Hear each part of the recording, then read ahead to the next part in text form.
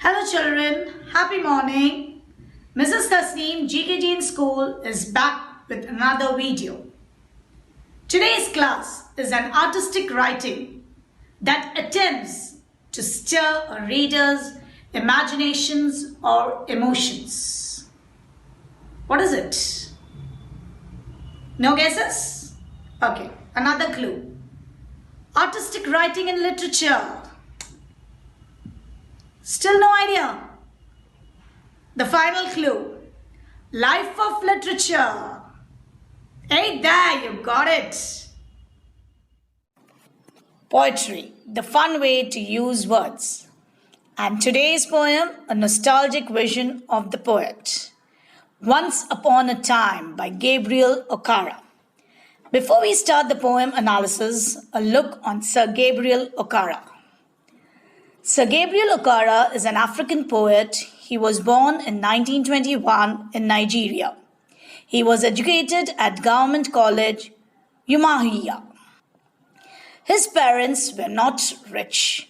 He worked as a bookbinder and later as an information officer at Enugu. Gabriel Okara, born April 24, 1921, notable works: The Fisherman's Invocation, Little Snake, and Little Frog. Okay, my dear children, to understand the content or concept of anything, it's very important to analyze its title. So, let's analyze the title of this poem. The title of the poem, Once Upon a Time, has special relevance, a close connection. The beginning of every fairy tale, like Sleeping Beauty, Cinderella, Snow White, Rapunzel, and others. Wow, took me back to my childhood. It was probably chosen by Okara as the man in the poem expresses his desire to go back in time and regain his childlike innocence. Oh, how I wish we all could. Next, what is the poem about? This poem, Once Upon a Time, is a pathetic plea coming from the adult to youngster, a father's address to his son. Still, what is more about the poem? How attitudes and people change. How honest people used to be and how deceitful they are now. How the author wishes he could be like he used to. How adults can learn from innocent children. And role reversal, children can learn from adults. How adulthood can change you and how quickly people adapt to the changes. How parenthood can change your views of the world. This poem informs the listener about the society and the real truth, or the hard realities of being an adult rather than the innocence when a child. Absolutely true. Displays the pain of growing up and the loss of innocence. My God. Next. Okay, my dear children, moving on to the recitation and explanation of the poem. Once upon a time, son, they used to laugh with their hearts and laugh with their eyes. The first line, as you see, children, once upon a time, suggests that this poem is based on a story or a fairy tale. It is an address from the speaker to his son. They used to laugh with their hearts and laugh with their eyes. Explanation: how things used to be, how people, they used to laugh with their hearts and eyes back in the past. Next. But now they only laugh with their teeth, while their eyes block cold eyes surge behind my shadow. In contrast, my dear children, nowadays laughter is more a show of teeth. Show of teeth, a fake smile, an artificial smile. And the eyes are cold. Eyes are cold. The phrase eyes block cold eyes means eyes without any emotions, eyes without any expression. And search behind my shadow, looking for something other than the real. So, my dear children, already the present is being judged by the past. The first 6 lines, the speaker prefers the attitudes of the people from the past. There is the feeling that negative change is here. Second stanza. There was a time, indeed, they used to shake hands with their hearts, but that's gone, son. Explanation. The art of shaking hands has also changed. In the past, a greeting was genuine. Isn't it pathetic, my dear children? Now they shake hands without hearts, while the left hands search my empty pockets. Explanation. A person welcome for who they were, because it was from the hearts. But nowadays, people shake hands with one eye on your status, your financial status. It's disgusting. People are no longer genuinely warm towards others. People are on the make, waiting to get something from you. Dear children, we should be thankful to God for our values. Stanza 3. Feel at home, come again, they say. And when I come again and feel at home once, twice. Explanation. People invite you round to their homes, making out as if you're important to them. But if you don't measure up socially or your status isn't quite right, you're not invited again. Next. There will be no thrice, for then I find doors shut on me. Very true. As I told you earlier, if you're not socially up or your status isn't quite right, you're not invited again. The doors are shut on you. The alienation continues. People nowadays are artificial and fickle because of the change in culture. I don't know where the world is heading towards. Okay, stanza 4. So I have learned many things, son. I have learned to wear many faces, like dresses, home face. Okay, explanation, my dear children, of these 3 lines. Just look back. The first 3 stanzas outline the speaker's perception of changing culture and attitudes and values in his country.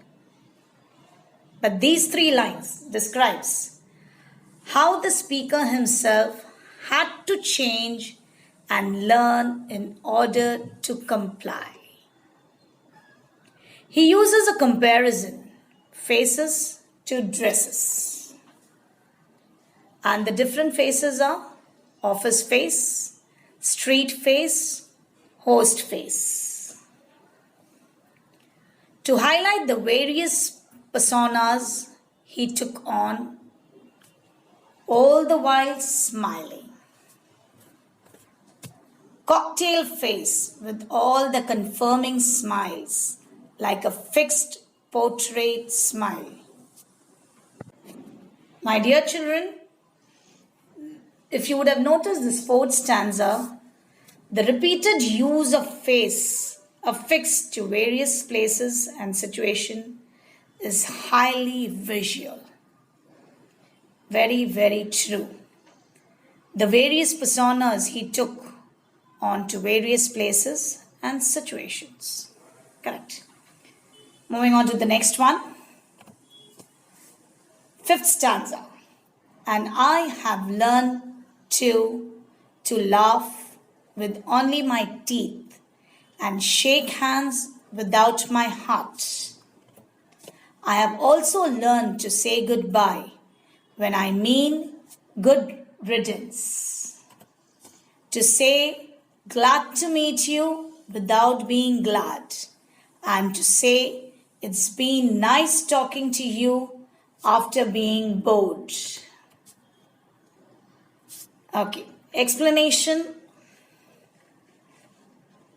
He also has become adept at the heartless handshake and hollow toothy smile. Plus, he knows how to deceive people with his farewells and welcomes and false politeness. Basically, he's saying that he has become an integral part of his new culture. Very, very, very true. It's been quite an education for him. So, to learn the negativity of the changing society, here the poet says it's been quite an education for him. And also, my dear children, if you are listening carefully, I had used he has become adept. So he's also become skilled to these negative changes. Moving on to stanza 6. But believe me, son, I want to be what I used to be. When I was like you, I want to unlearn all these muting things. Most of all, I want to relearn how to laugh. For my laugh in the mirror shows only my teeth like a snake's bare fangs. Explanation. My dear children, the speaker is not happy being a conformist. When I say he is not happy being a conformist, what do I mean? It's he wants to regain a former innocence the youngster still holds. He wants no part of this new culture and all these muting things. Muting things means dead things. He wants most is to be able to laugh in innocence again. Okay. He likens himself to a snake, that is, he compares himself to a snake. His teeth hold something toxic, even dangerous. So if you see the last line, show only my teeth like a snake's bare fangs. The snake's bare fangs means there are toxic fangs of the snake. So he's comparing himself to that particular thing. As I said, he likens himself to a snake. His teeth hold something toxic, even dangerous. Hope you've understood. Next, the last stanza, 7th stanza. So show me, son, how to laugh. Show me how I used to laugh and smile. Once upon a time when I was like you. Explanation. He comes clean. The poet, the speaker, the father comes clean. He wants the sun to show him how to regain his lost innocence, how to laugh and smile like in the old days when he was young and carefree, and the culture encouraged. Very, very true. Culture definitely encourages. And here, what he says, what the culture encourages is openness and honesty, a pure identity. Superb, excellent. A pure identity. So, my dear children, if you see, the tone of this poem is ironic.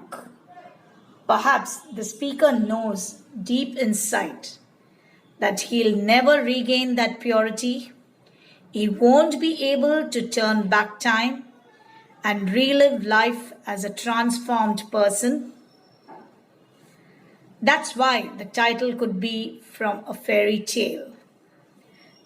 The speaker's wishes are a fantasy. In fact, I totally agree with this. Today's world, when you compare it with the ancient age, the ancient world, it's just a fantasy. It's truly a fantasy. My dear children, after the poem analysis, a question in my mind. Can an ancient culture be retrieved from the overwhelming modern culture? I repeat, can an ancient culture be retrieved from the overwhelming modern culture? If yes, how? So let us take time and trigger our mind for the answer. Next, the poetic devices used in the poem. The devices used throughout the poem are metaphors, similes, and repetition. For example, laugh with their teeth, eyes block cold eyes, surge behind a shadow, repetition of the phrase once upon a time, etc. Hope, my dear children, you would have understood the poem and you would have enjoyed the explanation, analysis, and tone of the poem. My dear children, a small little request from my side. Take it as a humble request. Do not ever get influenced by this modern culture, and please, please do not ever forget your origin, values, ethics, culture, and tradition. God bless you all. Thank you very much. Thank you, children, for watching this video. If you have liked it, do subscribe. Thank you.